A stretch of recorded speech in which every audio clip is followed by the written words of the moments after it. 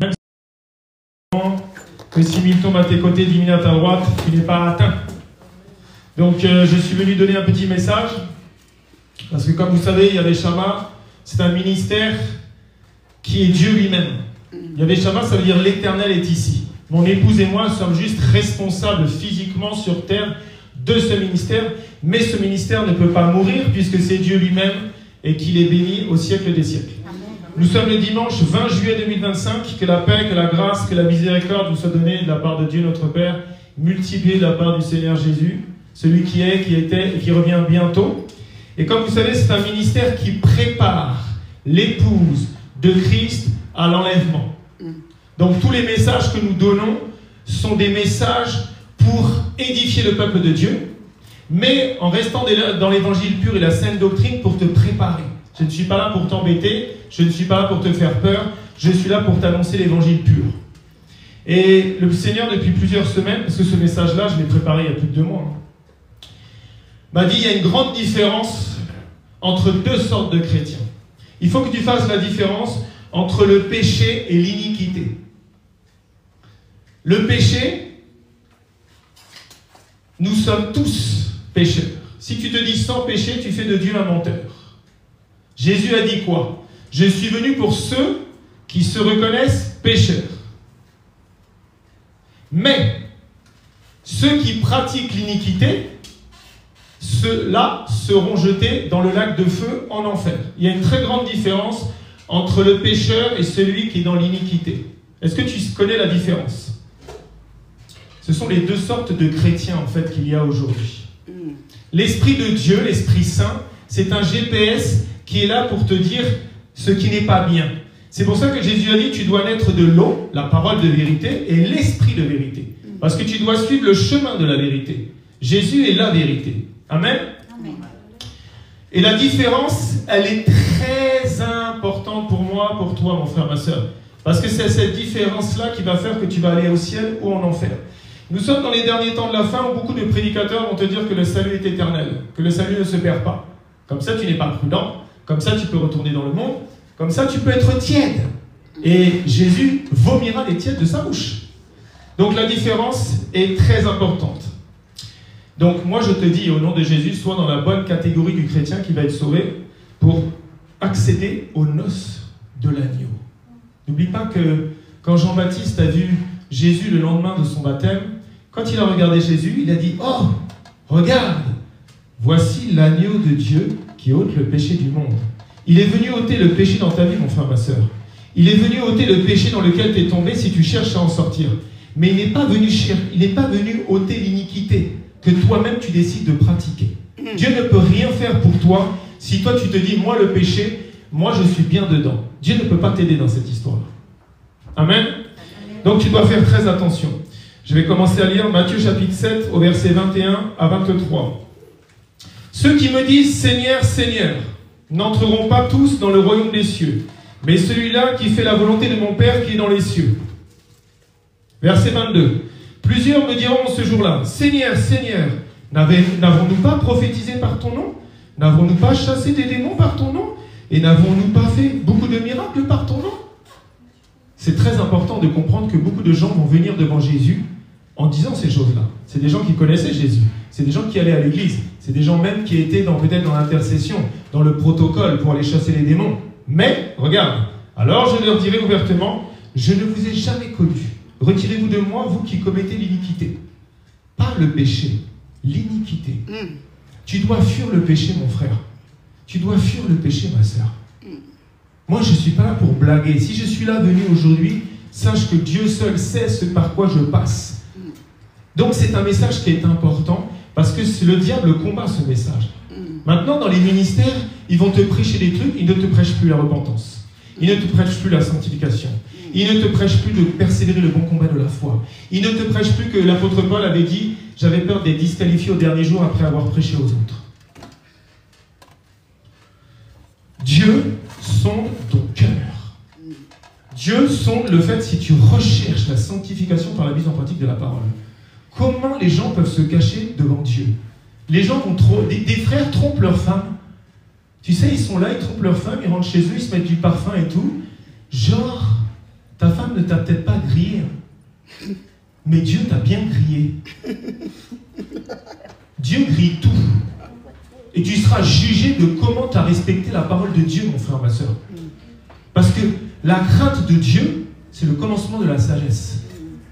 Soumettez-vous à Dieu, donc à sa parole, et le diable s'enfuira loin de toi. Moi, j'ai pas envie de passer l'éternité avec le diable. Hein. Le diable, t'inquiète pas, hein, il n'est pas maître en enfer. Hein. Le diable, il va morfler en enfer aussi. Hein. C'est un lac de feu. Hein. Moi, Dieu connaît mon cœur. Je fais tout, et plus je continue avec le Seigneur, et plus je lis la parole. Parce que là, en ce moment, j'ai vachement de temps en plus pour lire la parole de Dieu. J'en ai marre de rester au lit 23 heures sur 24. Mais je lis la parole. Là, j'ai passé 5 jours à l'hôpital. Le premier jour, c'était terrible. Je me suis dit, mais qu'est-ce qui m'arrive? Très compliqué. Ma femme est venue me voir. J'avais même la déprime qui commençait à m'atteindre. Mais le lendemain, le Seigneur m'a dit, mais non, prends ta Bible, prends tes stabilos, prends ton stylo 4 couleurs, médite, tu as du temps. Tu as une personne qui te lève à 5h30 pour te faire une prise de sang.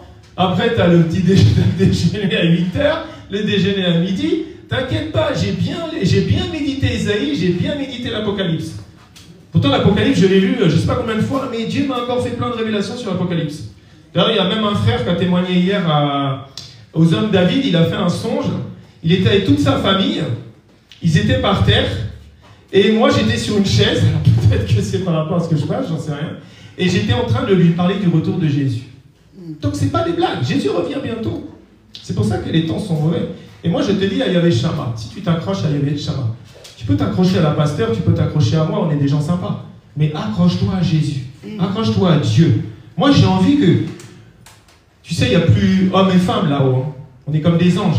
Mais j'ai quand même envie que le Seigneur me dise, ah, regarde ce frère, regarde cette sœur, il est aux noces de l'agneau. Parce que tu lui as prêché la vérité, il a résisté, il a persévéré le bon combat de la foi. Moi, c'est mon but ici. Je n'ai qu'une envie de quelque chose, c'est que ton nom reste inscrit dans le livre de vie. Jérémie chapitre 17, verset 10. Moi, l'Éternel, j'éprouve le cœur, je sonde les reins, pour rendre à chacun selon ses voies, selon le fruit de ses œuvres. Tu vois, Dieu va éprouver ton cœur, Dieu va sonder tes reins, pour rendre à chacun selon ses voies. Et c'est ça qui va faire que tu vas aller au ciel ou en enfer. Ça ne sert à rien d'aller à l'église. Tu es digne. Et le reste du temps, dans ton cœur, qu'est-ce que tu as? Tu médites le mal. Tu es là, tu fais semblant. Tu es hypocrite devant le Seigneur. Non, ça ne sert à rien. Il y a des gens qui vont aller au ciel alors qu'ils n'allaient pas forcément souvent à l'église. Mais ils avaient une intimité avec leur Seigneur dans leur chambre. Il y a des gens, ils sont à l'église tous les dimanches, tous les jeudis, mais le reste du temps, ils ne sont pas avec le Seigneur. N'oublie pas que le Seigneur, c'est ton maître. Il t'a pris comme ton serviteur. Et c'est l'époux, l'épouse. Ça veut dire que tous les jours, tu dois chercher la face de Jésus. Moi, le matin, je dis merci Jésus, et dès que je ne sens pas sa présence pendant 2 heures, je commence à dire, hey, il est où Jésus? Ceux qui sont mariés ici, ou qui ont déjà été mariés, je ne sais pas, je ne connais pas ta vie, mais sache que quand tu étais amoureux ou amoureuse, que tu n'arrivais pas à joindre ton époux ou ton épouse, tu n'étais pas bien, non? Mais ça doit être pareil avec Jésus, à plus forte raison. C'est Jésus qui doit passer avant tout. Jésus a dit, si tu aimes ton fils plus que toi-même, plus que moi-même, pardon, tu n'es pas digne du royaume des cieux. Si j'aime ma vie plus que Jésus, je ne peux pas aller au ciel. Donc, s'il te plaît, nous sommes tous pécheurs. Nous péchons en pensée. Nous tous ici présents. Tu ne pêches jamais en pensée. Il n'y a aucun chrétien qui ne pêche pas en pensée. On a 70 000 pensées par jour. T'inquiète pas. Moi, des fois, j'ai des pensées horribles. J'ai dit, mais ça vient d'où ces histoires? Le seul, tu connais le seul qui n'a jamais péché en pensée? C'est Jésus. C'est le seul. Il est Dieu. Il ne peut pas pécher. Romains chapitre 8, verset 27 nous répète, « Et celui qui sonde les cœurs connaît quelle est la pensée de l'Esprit, parce que c'est selon Dieu qui intercède en faveur des saints. » L'Esprit de Dieu qu'il a mis en toi, la nouvelle naissance. C'est celui qui est saint. D'ailleurs, on l'appelle l'Esprit Saint. Alors, qu'est-ce que tu fais avec lui? Où est-ce que tu l'amènes du matin au soir? Qu'est-ce que tu l'amènes voir? Hier, je me suis fait avoir. Mon épouse était en train de faire les femmes brutes sur le groupe. Et j'ai commencé à... Tu sais, j'ai regardé, il y avait une sorte de film sur YouTube. J'ai regardé juste 2 minutes. Et je me suis fait avoir. Je l'ai regardé en accéléré. Il devait durer 2 heures le film. Mais j'ai quand même passé peut-être 50 minutes. Et à la fin, le Saint-Esprit m'a dit, est-ce que tu es fier de toi? Qu'est-ce que tu as gagné là? 50 minutes, tu as perdu ton temps. Donc, il faut faire très attention. N'oublie pas que le Seigneur, il a dit, si ton œil a une occasion de chute, jette-le. Hein. Vaut mieux que tu rentres au ciel avec un œil en moins qu'aller en enfer avec tes 2 yeux. Donc, fais très attention. Qu'est-ce que ta main, elle fait aussi? Qu'est-ce que ta main, elle fait? Fais très attention. C'est pas que le vol à l'étalage. Qu'est-ce que tu fais avec ta main sur ton corps? Qu'est-ce que tu fais avec ta main sur le corps d'une femme ou d'un homme? Fais attention avec ce que tu fais. Même quand tu donnes l'aumône, même quand tu donnes les dîmes, les offrandes. Ta main gauche ne doit pas savoir ce que ta main droite fait. Et ta main droite ne doit pas savoir ce que ta main gauche fait. Quand vous êtes là à dire... Des fois, j'ai vu ça, moi, dans des églises. Tu sais, les gens, ils arrivent, ils ont un billet de 100 €. Tu vois, il faut que tout le monde sache. Hey, tiens, pasteur, 100 €. T'inquiète pas, tu as donné 100 €, mais Dieu, il n'a pas approuvé ton offrande. Tu le fais pour les hommes, tu le fais pour te faire voir, ou tu le fais en discrétion pour que l'œuvre de Dieu avance. Il faut qu'on soit sérieux avec la parole de Dieu. Hein. Alors, est-ce que tu te bats contre le péché de toutes tes forces, ou est-ce que tu es copain avec le péché? C'est ça la question qu'il faut que tu te poses. Autour de nous, avec mon épouse, on voit le cas. Beaucoup de gens nous disent « Ah non, mais moi je suis comme ça, mais je sais que Dieu m'aime comme ça. Puis de toute façon, moi je me pardonne. Si je me pardonne, Dieu me pardonne. » Toi, tu te pardonnes. Ah, ben c'est bien. Alors, tu prends la place de Dieu. Comme tu te rappelles, c'est cette personne qui avait été amenée, on avait enlevé le toit là, et puis ils avaient descendu à 4 la nappe. Qui es-tu, toi, pour pardonner? Moi, je suis Dieu, je suis le Fils. Et afin que tu saches que j'ai le pouvoir de pardonner, lève-toi, prends ta natte et marche. Mais le seul qui pardonne, c'est Dieu. Je me pardonne. C'est trop facile. Moi, j'ai fait ça. Ah, ben, moi, j'ai fait ça. Je me pardonne, hein, Seigneur. T'es d'accord? Non, ça ne marche pas du tout comme ça. Tu dois fléchir les genoux, tu dois te repentir. N'oublie pas que Jean-Baptiste, l'homme le plus important qui est sorti du sein d'une femme, il a un message. Son message, c'est « Repens-toi, car le royaume des cieux est proche ». Moi, je te dis, repentons-nous, car Jésus revient bientôt. Et le Seigneur est en train de m'enseigner sur beaucoup de choses en ce moment, sur la mort en Christ. Parce qu'on est toujours là en train de parler de l'enlèvement. Mais l'enlèvement, si ça se trouve, ça va arriver dans 50 ans. Moi, je serai peut-être plus là. Je ne sais pas si je vais vivre jusqu'à 100 ans. Parce que là, dans quelques semaines, j'ai 50 ans. Il faut mourir en Christ. En fait, Dieu est en train de vraiment m'apprendre ça.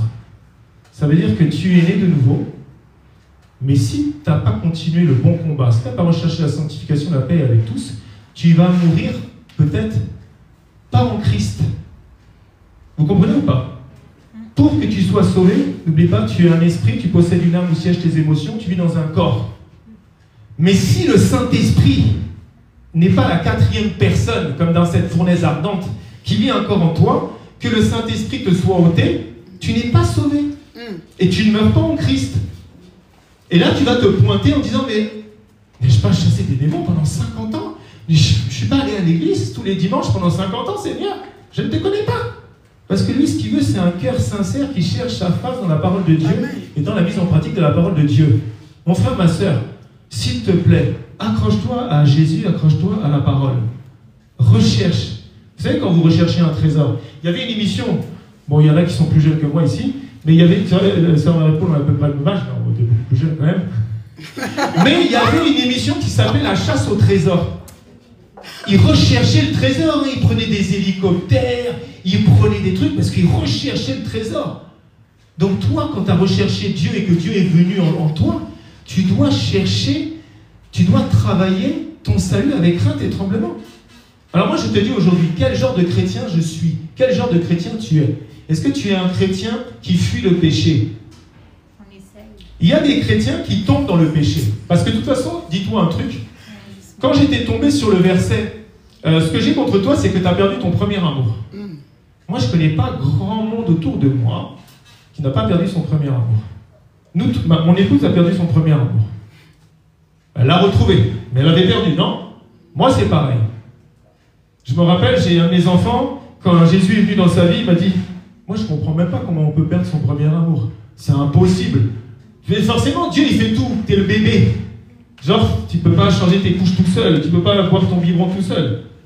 Et puis, quelques mois après, il me dit, en fait, j'ai perdu mon premier amour. Donc, c'est ça. Mais il faut aller le rechercher. Amen. Ça va être plus court que les autres fois, ne t'inquiète pas. Donc, deux catégories de chrétiens. Je ne te parle pas des chrétiens religieux. Sache que 100% des chrétiens religieux vont en enfer. Moi, je te parle des chrétiens nés de nouveau, authentiquement, qui ont vécu ce que Jésus a dit à Nicodème. En vérité, si tu n'es pas né de nouveau, tu ne peux pas rentrer au royaume des cieux. En vérité, si tu n'es pas né d'eau, donc la parole de vérité, l'esprit de vérité, tu ne peux pas rentrer au royaume des cieux. Et il y a des signes qui suivent ceux qui auront cru. Combien de fois j'évangélise, je dis, tu sais que tu crois en Jésus? Il me dit oui. Et tu sais que tu peux faire ce que la parole de Dieu te dit que tu peux faire? Tu peux imposer les mains. Mais non, t'es complètement cinglé, toi. Ça, c'est le temps des apôtres. Donc déjà, toi, tu n'es pas né de nouveau. C'est clair ou pas? Est-ce que vous savez que quand vous êtes né de nouveau, la parole, c'est la vérité, donc on fera les mêmes choses que lui, même de plus grandes? Ça, c'est être un enfant de Dieu. Là, je te parle de ces chrétiens-là maintenant. Donc, de ces deux catégories de chrétiens, une partie ira au ciel et une partie ira en enfer. Et quand j'avais vu un témoignage, peut-être un an après ma conversion, ça m'avait fait peur. Il témoignait que le Seigneur lui montrait que 2% des chrétiens à peu près, nés de nouveau, enfants de Dieu, allaient au ciel. Parce qu'ils n'avaient pas combattu le bon combat de la foi. Bon, j'espère que ça a un peu augmenté le chiffre là, mais c'est horrible. C'est là je me dis, mais on est quoi? On est 5000 au ciel ou quoi sur les milliards de personnes? Non mais ça fait peur hein, cette histoire. Dis à ton voisin, je suis un chrétien qui ne pratique pas le péché. Si je tombe, je fais tout pour me relever. Amen. Je ne veux pas aller en enfer. En cohabitant avec le péché.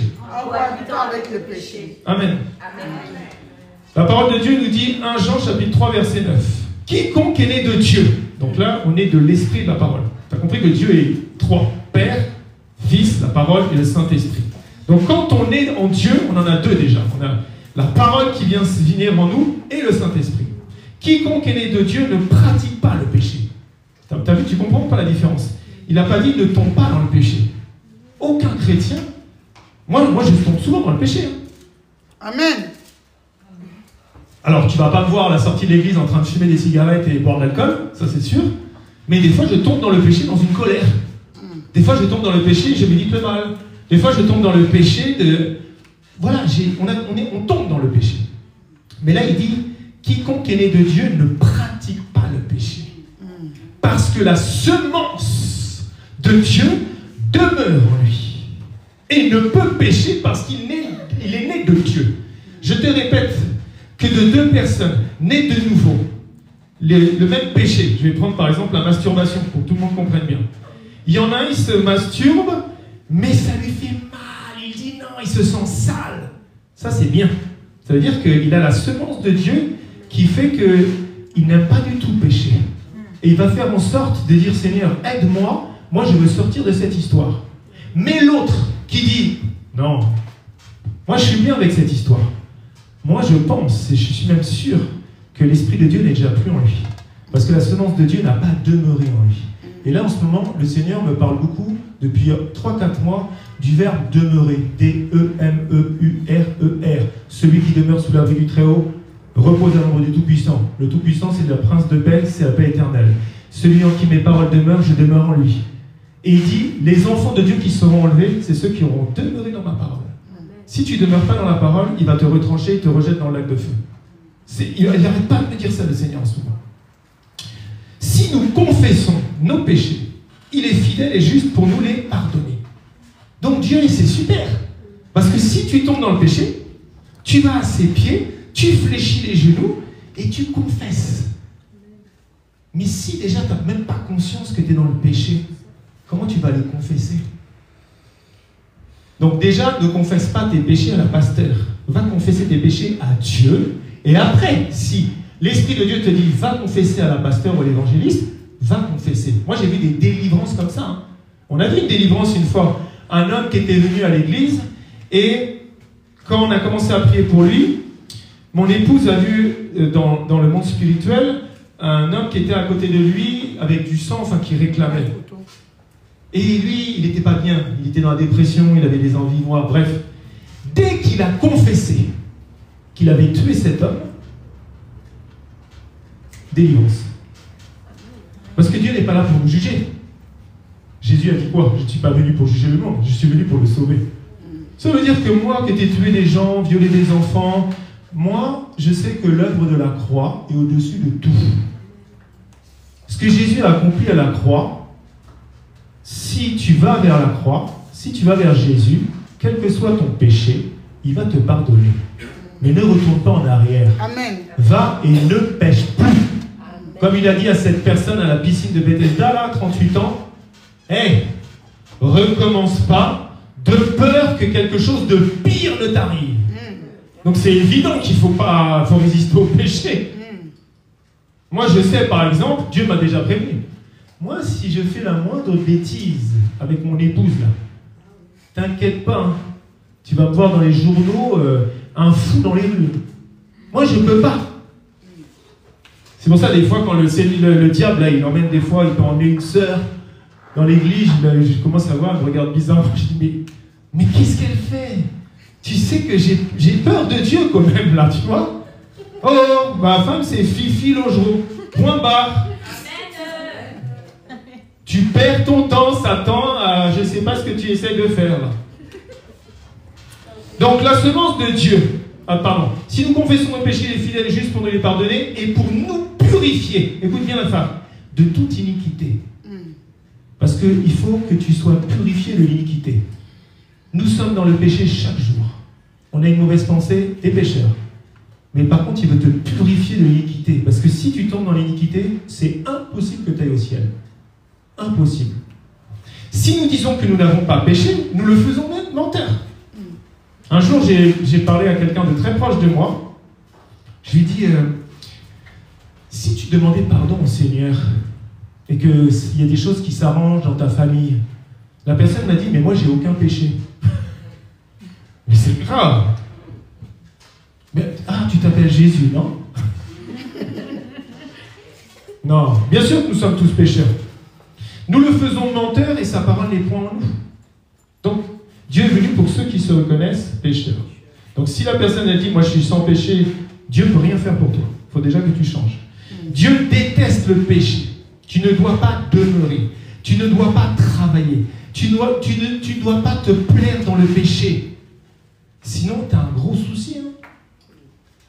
La chose la plus importante, c'est pas que tu aies des copains, c'est pas que tu aies des copines, c'est pas que tu aies une femme, que tu aies un mari, que tu aies une grande famille, que tu réussisses professionnellement, que tu aies un nom connu du monde. La chose la plus importante, c'est que ton nom soit inscrit dans le livre de vie. Et que ton éternité soit au bon endroit. Parce que de toute façon, nous tous, ici présents sur cette terre, on aura tous une éternité. Une éternité dans un lieu de tourment, dans le lac de feu, là où il y a des grincements de dents, des hurlements, ça ne sera pas ton partage et le mien au nom de Jésus, et un autre lieu où tout est beau.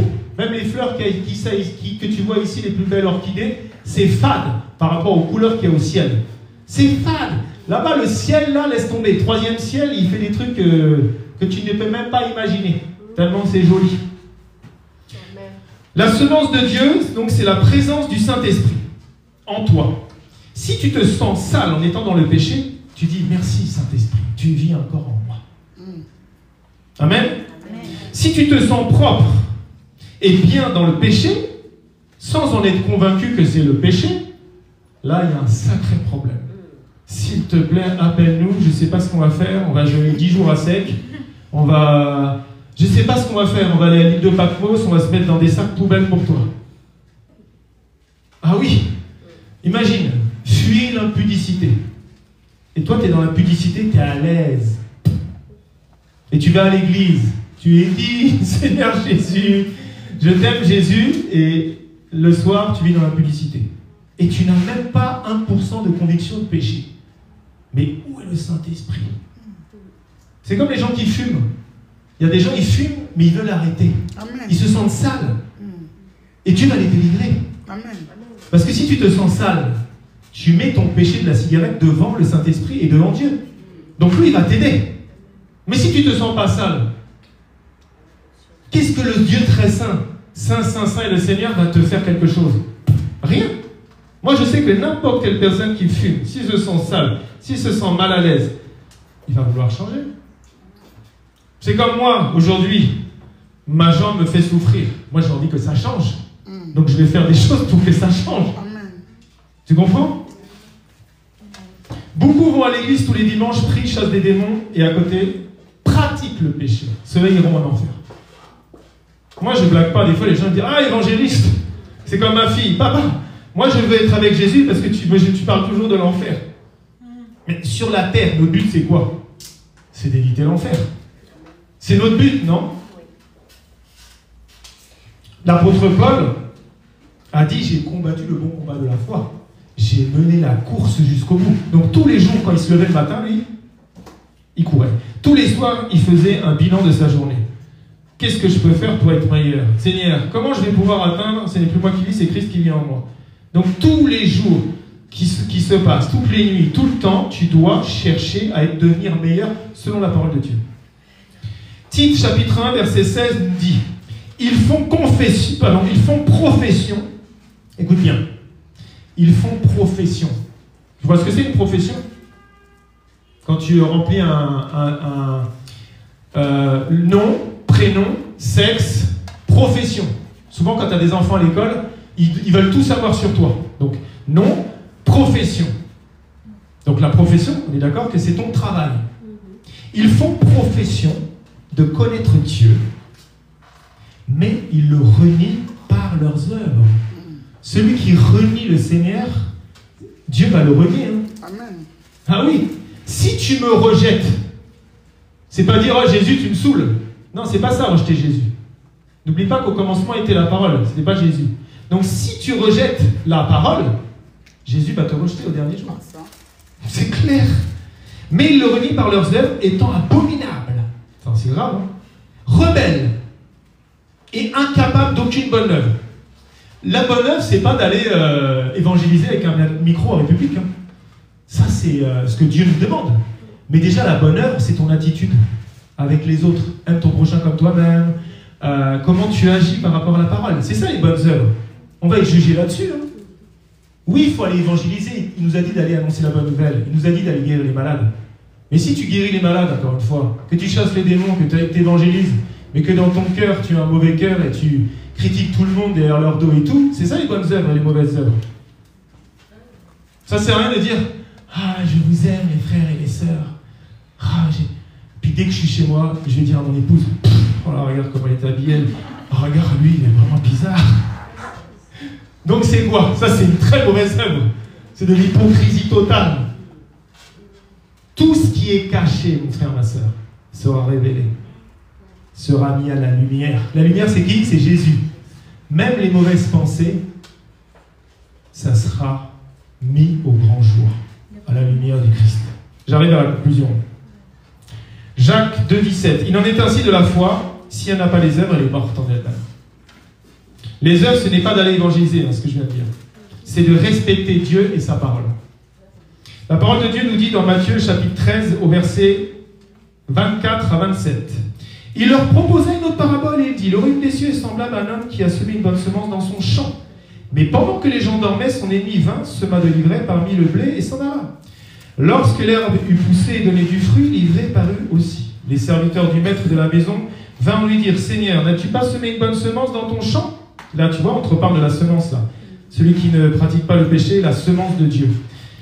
Seigneur, n'as-tu pas semé une bonne semence dans ton champ? D'où vient donc qu'il y ait de l'ivraie? Pourquoi il y a de l'ivraie dans ta vie?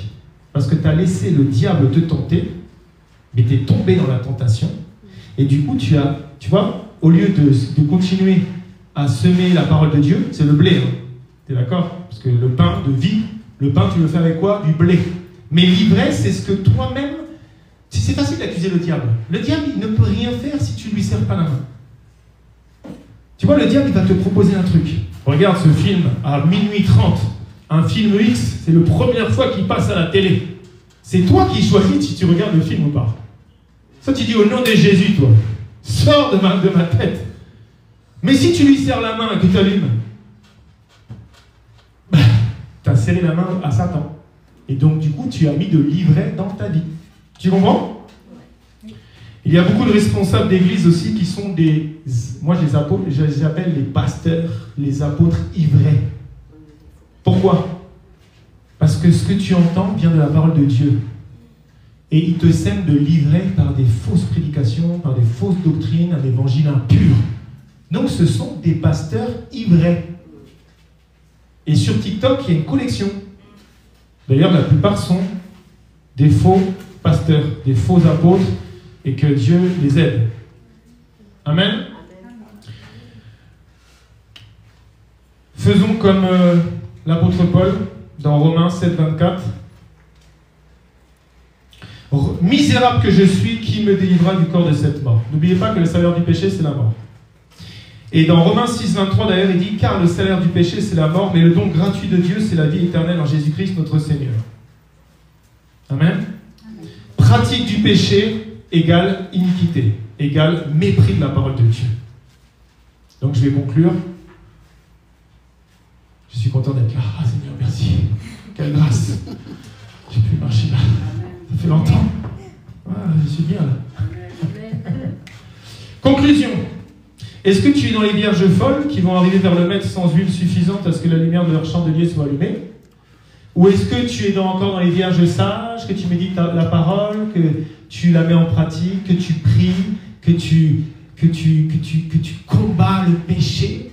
Voilà. Tu dois te poser cette question aujourd'hui. L'iniquité, regarde, iniquité, il y a 4 syllabes. Intimité, ça me vient maintenant, 4 syllabes. Sois dans l'intimité avec le Seigneur pour aller au ciel.